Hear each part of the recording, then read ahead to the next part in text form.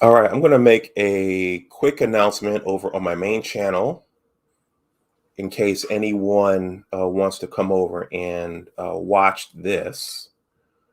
Let me.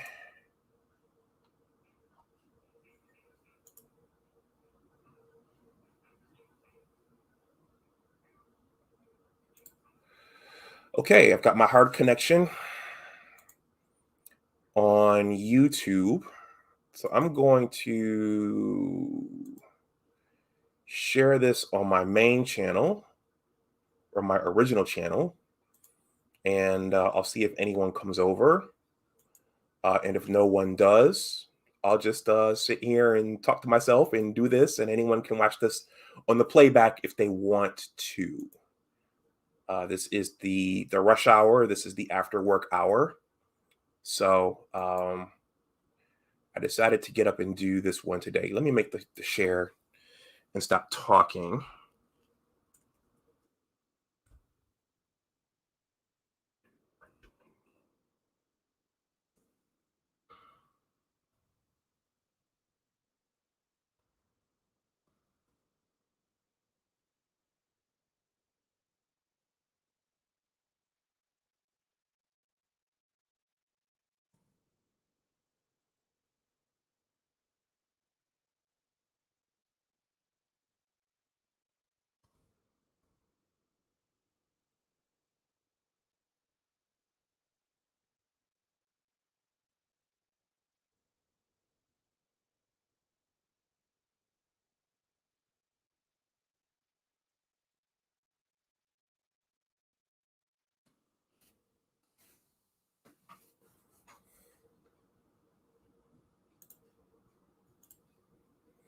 All right, so that's shared over there. I see I have two eyeballs on me right now. Hello, everyone. I don't know who that is, but uh, if it's someone I'm familiar with, you can say something in the chat. And if you're not someone I'm familiar with, you can still say something in the chat. Okay, so let me switch channels.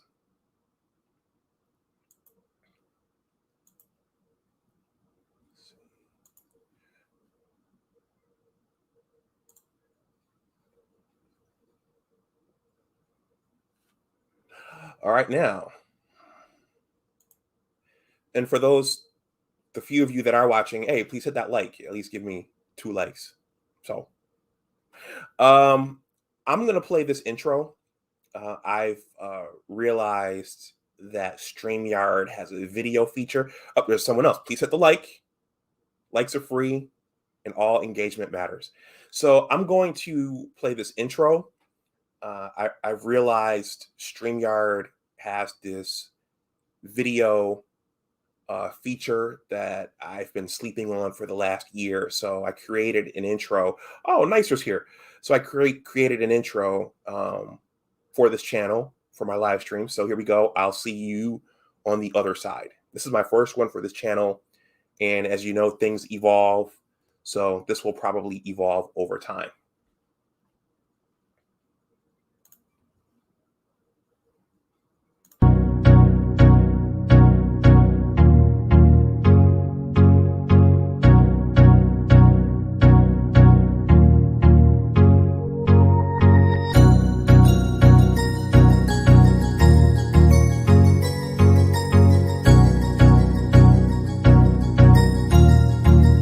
That's good.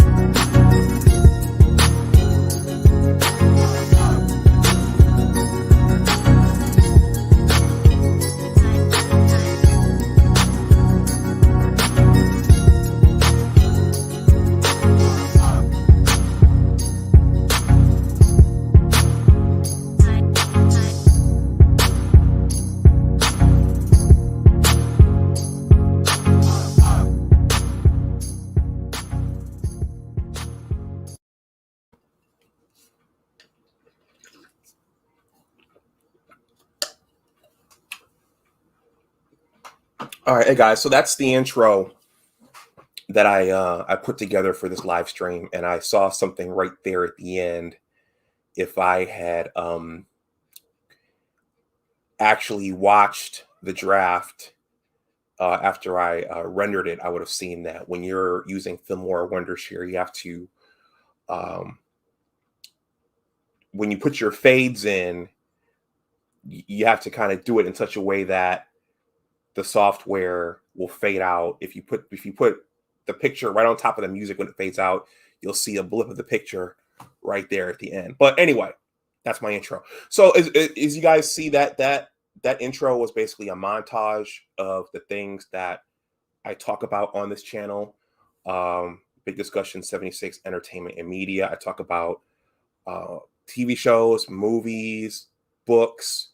This live stream is going to be it's going to surround a book, but those are the kinds of things that I will talk about over here. Speaking of books, I am working on my own book. For those of you who don't know, I'm going to show it really quickly because part of this is marketing and letting people know what you're doing and getting the word out. I'm going to be really, really quick here because I want to get this stream done.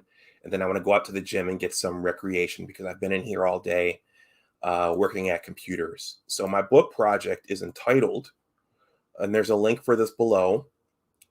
It's entitled The Engineers, a Western New York basketball story. And that is on my writer's blog. That is below this stream, in addition to my Cash App and PayPal, if you see fit to donate anything. This is my smallest channel, but at some point, I'll start discussing this more over on this channel. I'm trying to finish it up. Right now, I am working on getting out a bunch of promotional pieces / teaser pieces for it. I published one. There are about 7 or 8 more to come. This piece right here is a tribute to the late Kevin Roberson, who played a role in my story in an unexpected way. I talk about that in that essay. So that essay, this is a promotional teaser piece, and the actual page discussing the book is actually, those links to those are both below this stream. So now that that's out of the way, let's jump in. So guys, I was stirring around this morning, and I was thinking I have a lot of projects going, and I was thinking, wait a minute, I haven't recorded or posted anything on my entertainment and media channel in a minute. Out of all my 4 channels, this one gets watered the least, and I'm trying to build this channel and my science channel out, but I just couldn't let it sit dormant. So I decided to, a couple of months ago, I started reading passages from Dr. Elijah Anderson's Code of the Street here. And I decided I haven't finished the book. I have so many projects going on. I haven't been able to finish this book and like 2 other books. But there was a passage in this book that really, really resonated with me when I read it. So I'm going to read it here because books are media, and I'm working on my own book. And we can learn a lot from books in addition to being entertained. Let me see if I can fix the camera a little bit so you can see my Black Panther shirt. You can see the wording there. There he is. Let me do this one more time. In the new year, I plan to upgrade, and there he is. You can see him there. In the new year, I plan to upgrade and actually maybe get more of a professional camera setup instead of this camera on my laptop. So we'll see. But I've already made an upgrade doing a musical intro. So things evolve over time. Okay, before I jump into the Code of the Street, I thought I'd just kind of go over some things here. So you guys know that I've been watching a lot of Hulu lately, and I've created content on shows like, I'll start with Our Kind of People. No, that's The Wonder Years. Our Kind of People. Yeah, so this show is it's being premiered right now on Fox. I shot a short video on this, I think on the first 3 to 4 episodes. That show and that video arguably are based upon this classic book by the late Lawrence Otis Graham. This is the top performing video on this channel, a book review. Most of the comments were nice. One commenter was not so nice, but that's the top. That's my high performer on this channel. So I recently shot a video on that series. Me and my best friend, we did probably a halfway point, a half point. We did a review of the first 3 episodes of Wu-Tang in American Saga, and I just finished watching this series last week. I think the series is over, so I'll probably shoot a video on that. I've also started watching the reboot of the Wonder Years. So I shot a short video on this, and I'll see where this goes and probably shoot another video on it as well. Let's see. I went to the movies over the weekend. I did go to the movies. I went back to the movies, sat in an empty theater, and I saw Dune, the 2021 version of the movie. I thought it was good. I read the first book several years ago, so when they started mentioning the names Paul Atreides, Duncan Idaho, Liet Kynes, Baron Harkonnen, all the names and the story lines started coming back. I didn't watch the original Dune movie 30 years ago. I was a little kid, but I thought this remake was pretty good. So at some point, me and Kareen had talked about doing a collaboration on the movie, so we might do that as well. The trailers, they gave us a ton of trailers before the movie, and once they gave us at least a half hour or 45 minutes of trailers. One of them, which looked really, really good, was Robert Pattinson's The Batman. So that looks like it's going to be really, really good when it comes out. There are a lot of other characters in there. I think Andy Serkis is playing Alfred, and Zoe Kravitz, I think she's playing Catwoman. So that looks like it's going to be a very, very strong movie. And also, what's premiering this Friday, and I thought I had it queued up. Oh yeah, the Eternals. So I didn't really read all the Marvel comics, so I'm following these stories as Disney and Marvel release them. So I don't really know much about the Eternals.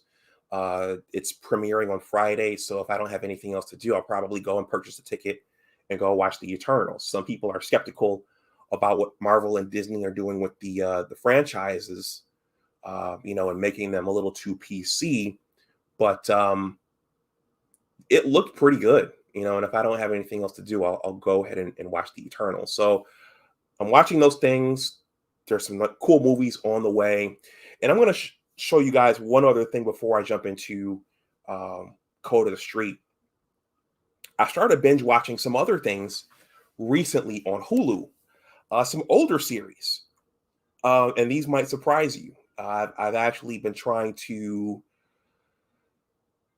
lose myself in story and distract myself from, all of the discussions that we're having on YouTube.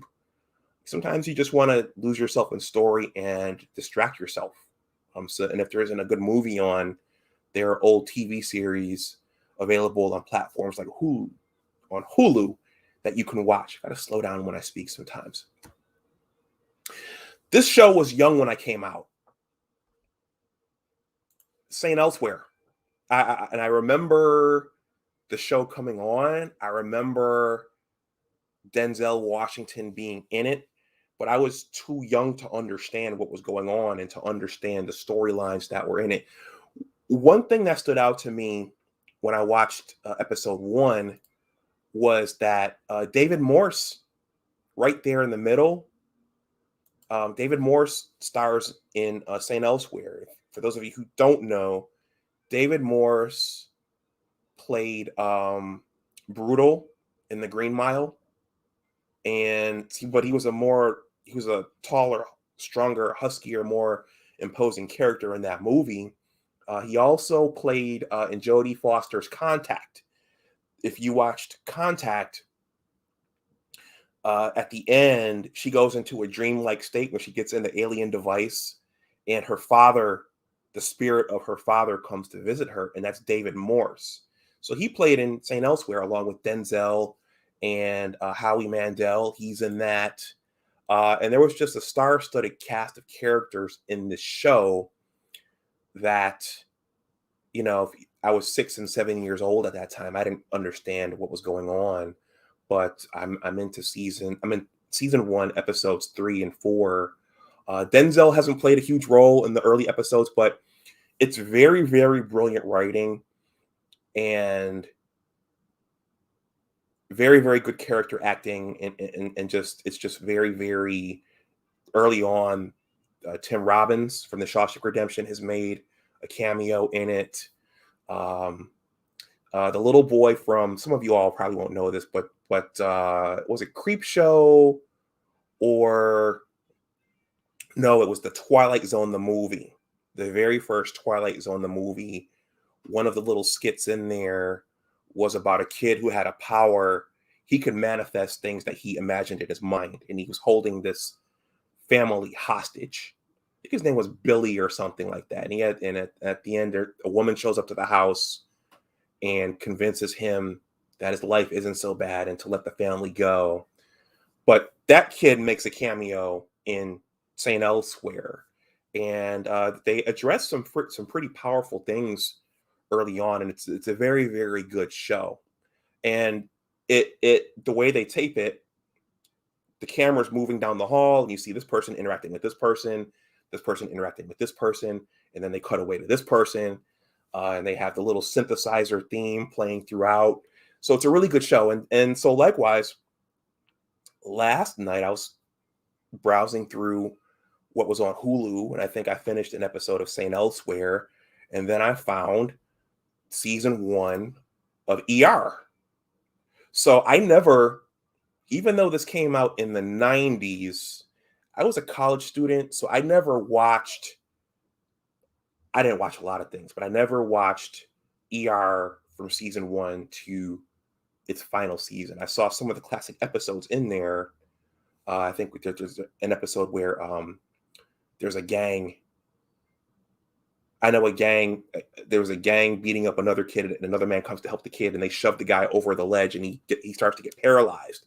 That was a good episode. I saw that one, but I never saw them from front to back. So, and they've got a star-studded cast. George Clooney is in that.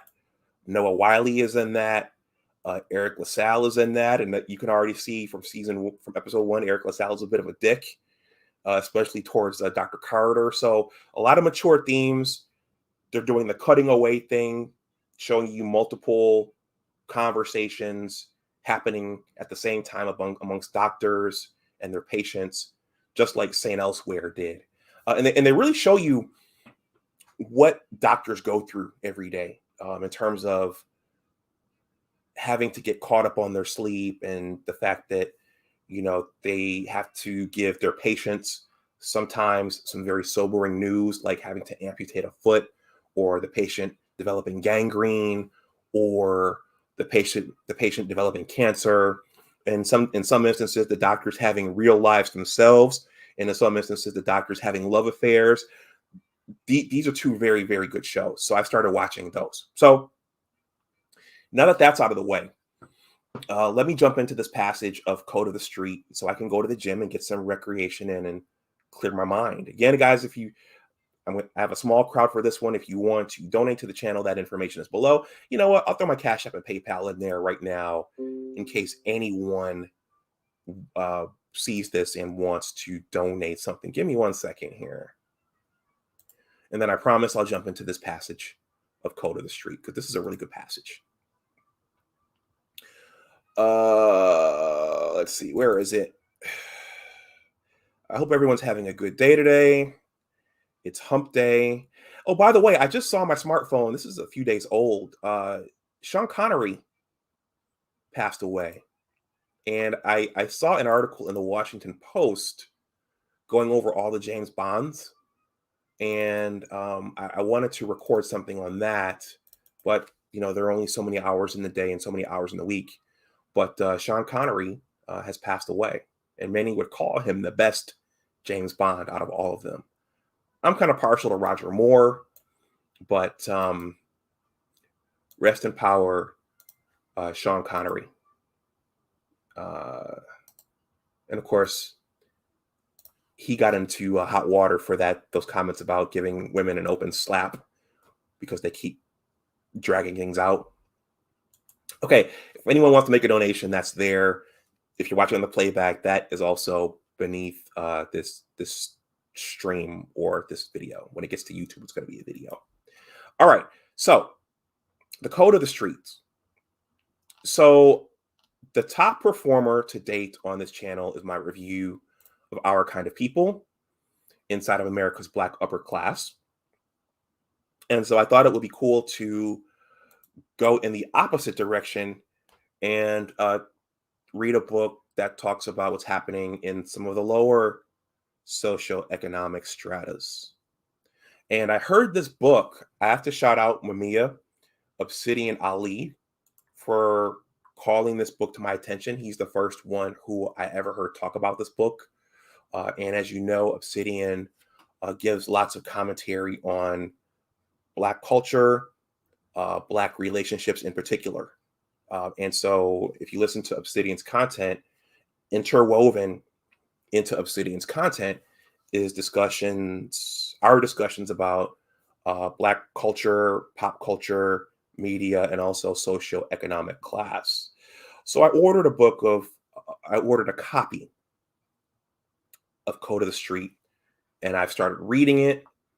I read my books piece by piece. So I'm about partway through, but this is the author of the Code of the Street, Dr. Elijah Anderson. And this book takes place in Philadelphia, which is another reason why Obsidian was probably interested in it, because he's based out of Philadelphia.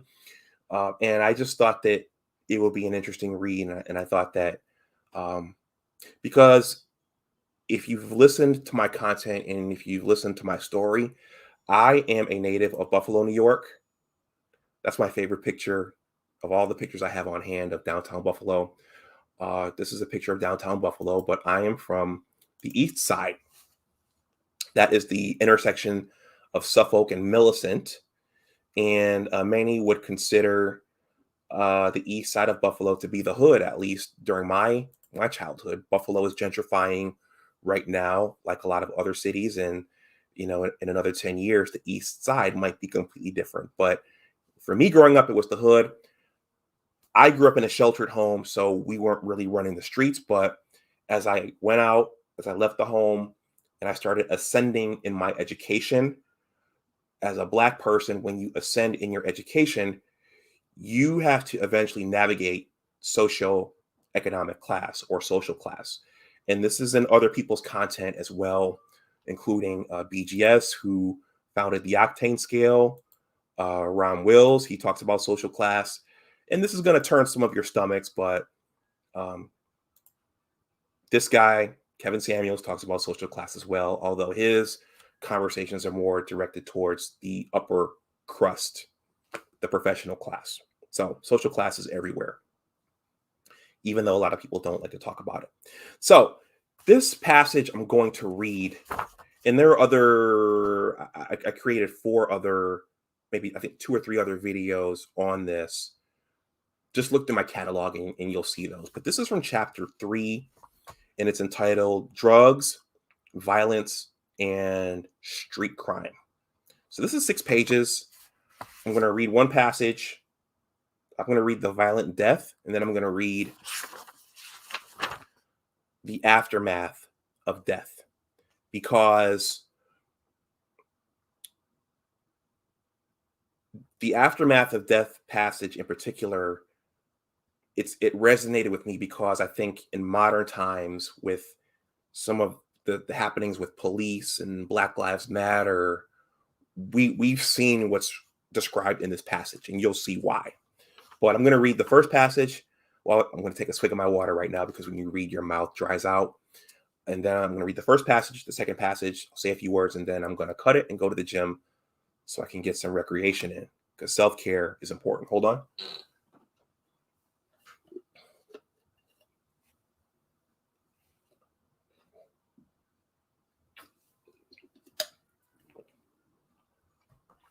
All right.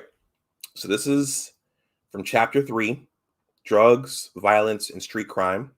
And this is from the Code of the Street by Dr. Elijah Anderson.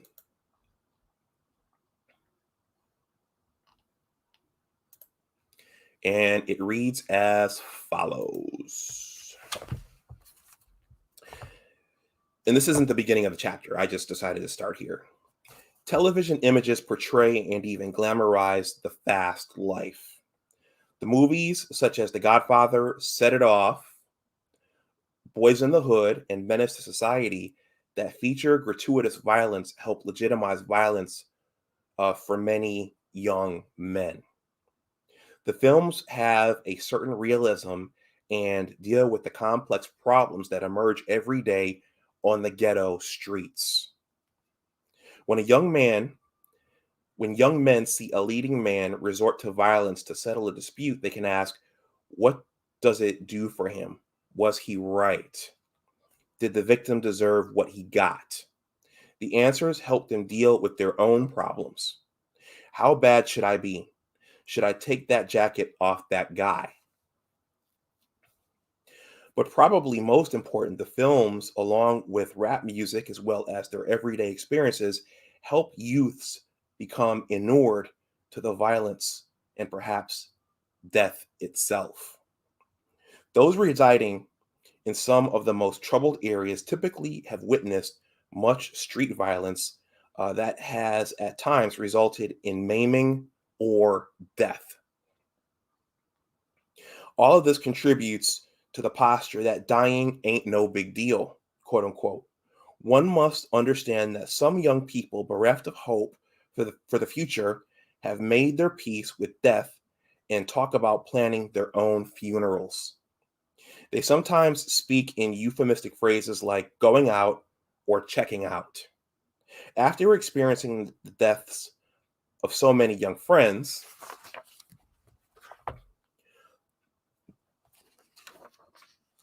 the hopeless conclude that life is bound to be short for the way I'm living, or if the deal go down, dying ain't no big thing, quote unquote. The high death rate among their peers keeps many from expecting to live beyond age 25. Keep in mind, this is in the 1990s, so this is about 25 years ago, but it's significant nonetheless. With such an outlook, living fast and large in the present makes sense, for tomorrow ain't promised to you, quote unquote. Young men like this tend to lead an existential life that may acquire meaning only when faced with the possibility of imminent death. Not to be afraid to die is by implication to have few compunctions about taking another's life for the right reasons if the situation demands it. The youths who have internalized such attitudes and convincingly display them in their bearing are among the most threatening people of all.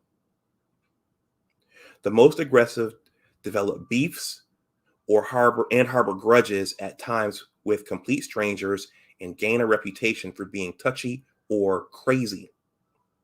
And they convey the message that they fear no one. With credibility for this position, supported by words and deeds, a young man can gain a sense of respect and power on the streets. This is what many youths strive to achieve, whether they emerge from a decent or a street-oriented background, for its practical defensive value, but also for the positive way it makes them feel about themselves as men. I have a comment here. Terrence Forrest Jr., thank you for stopping through. At times, a parent, particularly one steeped in the teachings of the church will say to the young person directly, son, you living too fast. You living too fast. Better slow down. You gonna die, quote unquote. Some young people take it as a kind of warning, even as a sign from above that mother would speak to me that way. Maybe I better heed what she is saying. But for this kind of message to be taken seriously, other events generally have to come together so that it seems prudent and wise for the young man to try to make a change. Of particular importance is the support or example of friends. If they have suffered severe setbacks like arrests, assaults, or serious drug related health problems, their example may serve as a sign. And it can be a powerful influence in encouraging the person to try to change. What he needs then is a serious helping hand. A caring old head can make a real difference. Without such support, the young person may simply muddle along, perhaps hitting on or missing an opportunity to be saved from the streets. Sometimes young people are looking for an excuse to change, and a sign can be enough. They are often strongly, if passively, religious, at times invoking God or the Lord in conversations with peers. They may reflect on the notion that there is a higher power to be reckoned with, and that can be a support in the effort to change. Such people may also invoke the notion of fate, particularly when confronting things they cannot fathom or fully understand.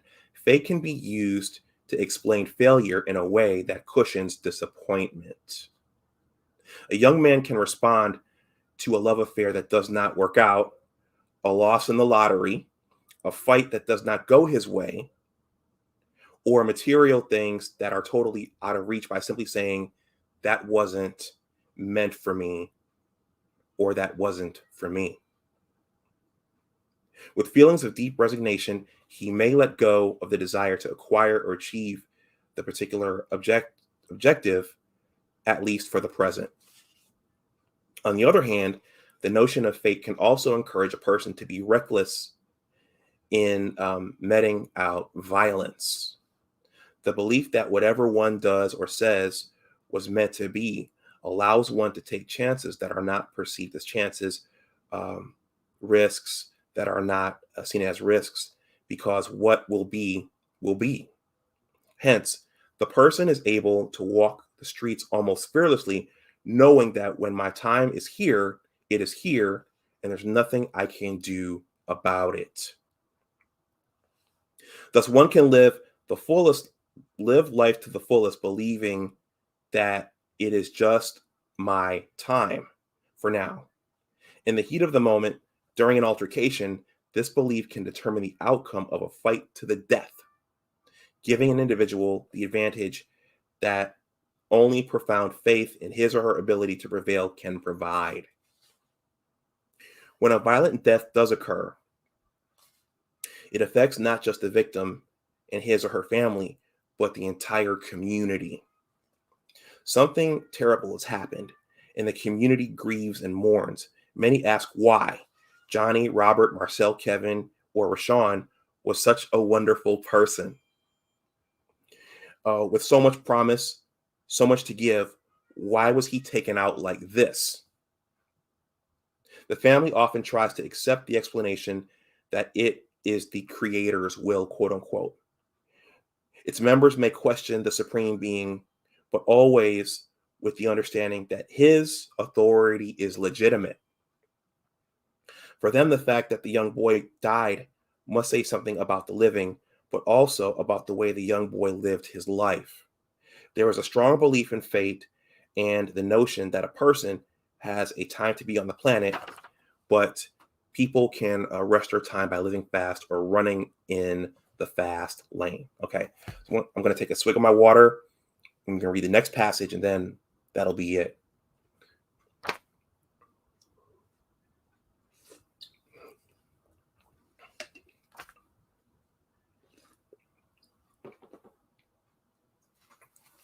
Thank you to those of you who are here watching this. This is the post work hour. This is of my 4 channels. This is my smallest, but I started it for a reason, and I talk about some meaningful things over here.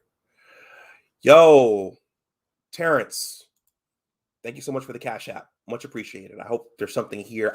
Terrence, I don't know where you're from, but I'm hoping some of this resonates with you, and thank you for the generous donation. This next passage, the aftermath of death, this one really stood out to me based upon what's happening now in the world. I'm thinking about Trayvon Martin. I'm thinking about Michael Brown. I'm thinking about Freddie Gray. And I'm thinking about, when I read this, it just made me think about all the young men who die in the inner city and what's said about it afterwards. I'm thinking about the young man a couple of years ago who burst. Tommy Sotomayor covered this. There was a young man in Florida who burst into a woman's home to, or maybe he burglarized it to steal something, and she shot the kid. And afterwards, they said, "Oh, he was a good kid. He was going to college. He was doing this. He was doing this." So that's why this particular passage I'm about to read, which is powerful, stood out to me. So it might resonate with you too. This is called The Aftermath of Death. When a young life is cut down, almost everyone goes into mourning. The first thing that happens is that a crowd gathers about the site of the shooting or the incident. How many times have we seen that? The police then arrive, drawing more of a crowd. Since such a death often occurs close to the victim's home, his mother or his close relatives and friends may be on the scene of the killing. When they arrive, the women and girls often wail and moan, crying out their grief for all to hear, while the young men simply look on in studied silence. They are there to help the young women if they require assistance. Soon the ambulance arrives and takes the person to the nearest hospital. If he is still alive, the mother or a relative or a neighbor will ride along inside the ambulance. This is depicted on TV quite a bit. At times, though, it is too late and the ambulance will go to the morgue. The next day, the relatives and neighbors and friends look for a report of the crime in the local newspaper. Friends and relatives may already be angry, and they sometimes vent this anger at the newspaper for not running a long enough story of the shooting or the death of their loved one. They sometimes vent to the police, calling them incompetent, racist, or worse. They may wonder why the person responsible for this deed has not been brought to justice. In the community, there is profound sadness. People talk about the victim. It is such a shame. Why did he have to go this way? All he wanted was a decent life in this world. And there are many questions. Some people begin to question their faith. Is there a God? People who haven't spoken to one another in many months now find something to talk about. They speak of the deceased. Community residents develop a bond based upon their links to this person. The younger people take it especially hard. They wonder aloud why this happened, but in fact, they know why. They know the boy was a drug dealer. They know that he violated in some way the code of the street and possibly messed up someone's money.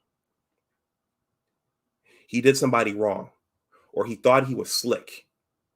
It was something. Otherwise, the youth's death simply makes no sense. Why do people have to be like that, they ask. The girls sit on their stoops and cry. Some people pass by and say not a word. Everyone knows that the community is mourning. The community is in mourning. Nothing has to be said. All is communicated by the sad looks on people's faces. Girls and boys, friends of the deceased, hug one another spontaneously. Again, they bond. This is a terrible thing, a tragedy. There's about a page and a half left. These feelings persist all week. Then there is the wake, as friends and relatives gather at the boy's home. They sit with the family members and try to comfort them, and they recall the boy's positive points. Even though they all know the negative things about him, they almost never mention them. It is widely known that the boy was a drug dealer, but nobody will speak about his drug dealing or how it might have led to his death. They all know the boy was involved in quote unquote the life. Yet at this moment they deny it. It is not good to speak of the boy's negative attributes, even though deep down inside everyone is aware of them. They may even know who killed him, but no one comes forward to tell the authorities because the police are not to be trusted. They are alien forces in the community. The people in the community discuss this among themselves. The boys, his homies, make oblique threats to the people who did this. It is their obligation to get even, to deal with the assassin, and they say as such by their looks. But in reality, over the next days and weeks, nothing is done. Most people leave it to the police, the authorities, although it is important to act as though they will get the person who did this. Around the stoops, they talk big. At the spot where this went down, they talk big.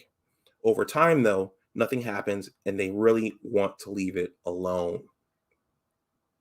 Of course, whether they do, in fact, leave it alone depends on what kind of homie the boy was. If he was very popular, then a group might try to do something to pay back, and a deadly feud can start. More often, there is just talk about getting even. They say, this wasn't the first shooting, and this won't be the last on these streets. As they are saying these things, gathering together and bonding, various graffiti artists of the neighborhood erect memorials of the young man. Some will paint their car windows with messages of hope, like rock or RIP. Some make t-shirts with the boy's picture emblazoned across the front as a memorial to him. The day of the funeral arrives. At 11 a.m. on a Monday, the community of friends and relatives gathers at the local funeral parlor. Many are dressed in black. The young people are mainly in black leather. Most people are young, from 15 to 28 or so, but there are also older women and men, some very well dressed, others not. Some of the people appear to be quite poor. There are ladies with big gold earrings and girls with hair whose hair needs fixing. There are girls with babies in tow. A 2-year-old walks about the lobby of the funeral home, and the mother has to run after him as others look on. A number of homeboys in Timberland boots and black leather jackets stand outside in the light rain, suspiciously eyeing everyone who arrives. They talk to one another and mill about. 2 or 3 police cars are also there, just in case of trouble. It is the police's job to protect the peace, to maintain order, and cops sit and watch the crowd come and go. They ask no questions, but people think they are there to investigate too. But the cops and the residents have seen this all before, and everyone knows what to expect. An old head in the community says, I knew the boy well. I warned him about these drugs, but he couldn't resist. He knew. I told him I'd come to his funeral. And this is what I'm doing. It is a shame, but it is the system. It is the system. No jobs, no education, and the drugs are all about. You realize what amount of drugs come in here, the neighborhood. That's not us. It is them, the white people. They bring the drugs in here. They don't want us to have nothing. But this is what they give us. All this death and destruction. I know a boy did shoot him, but it really was the system. The system. Okay, guys, this is the last paragraph. Inside, it is standing room only. This must give the young man's mother and other family members some support. His father is nowhere to be seen. However, the old head says he's in jail. The old head adds that most of the men are in jail. That's where they are. That's what happens to the men. The victim was just 19 years old. His friends are here, his homeboys and girls. The girls wail and cry. The boy's mother cries and wails. This is a drama for his mama, as community residents say. People whisper. A number of girls become so distraught that they get up and walk out of the service, tears streaming down their faces. The minister preaches about the young man. People sing sweet songs. There are testimonials about the boy's life, but here too, nothing is said about the drugs or any of the other negative things he was involved with. Only the positive is accentuated. So, guys, that was two passages from The Code of the Street, Chapter 3, Drugs, Violence, and Street Crime. So, I got about halfway through this book, and when the holiday season comes, I'm going to try to power through all the books that I have sitting on my stack. I start books, and then I go to another book, and I start another book, and I start another book, and at some point I finish them all. But that stood out to me because we often see this in the news. If you come from the inner city, you've seen this firsthand. When someone dies or is involved in some sort of nefarious behavior, there's mourning, there's shock, but there's also the knowledge of some in those communities that this person was dealing drugs, this person was in a gang, and they oftentimes, no one wants to say what actually was going on. No one wants to say what the boy was actually involved in. They just want to say, oh, he was going to college, he was a positive guy, he was this, he was that. So I thought that was interesting because we've seen a lot of this over the years, and we've seen it recently in the past couple of years as well, with many of the Black Lives Matter incidents. I won't read off all the names. I can't think of all the names at this point, but I just think it's important to keep a balanced perspective when you see these things. You hear about what some of these people, whether or not the outcome was just or not, whether or not an officer may have used excessive force or something, when it makes you scratch your head and wonder when you hear what the person was actually involved in and what they were doing. And some people resent that when you say, okay, well, this person was dealing drugs, or she was dating someone who was in the drug game, or this person had a prior record, or this person had numerous run-ins with the law. People did when the ultimate event goes down, the ultimate death goes down, people don't like to acknowledge that. So, guys, that's pretty much all I wanted to say. This is going on 15 minutes. I'm going to stop there because I'm going to run out to the gym and get some recreation in to clear my mind. It's a form of self-care. So I want to thank everyone, the handful of you who came through and watched. Thank you, Terrence, for the Cash App. This was a small stream on my smallest channel, but I really, really appreciate that. If you're watching on the playback and you want to make a donation, my Cash App and PayPal are below the playback of this video. Please like, share, and subscribe. And as always, remember that your attitude determines your altitude. Take care, everyone, and I will talk to you the next time. I have 3 other channels. Let me just show this really quickly. A part of YouTube is marketing. Yeah, there's my original Big Discussions 76 channel. There's big discussions, 76 sports. There's big discussions, 76 science and technology. I'm having a discussion over there on Friday with someone from the cybersecurity world.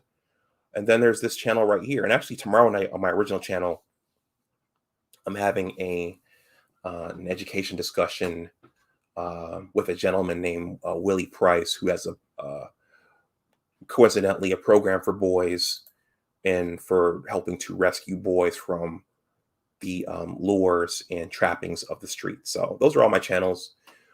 Please check those out. And everyone, if I didn't do this, I'll do it again. Always remember that your attitude determines your altitude. Enjoy the rest of your Wednesday, and I will talk to you the next time. Bye-bye.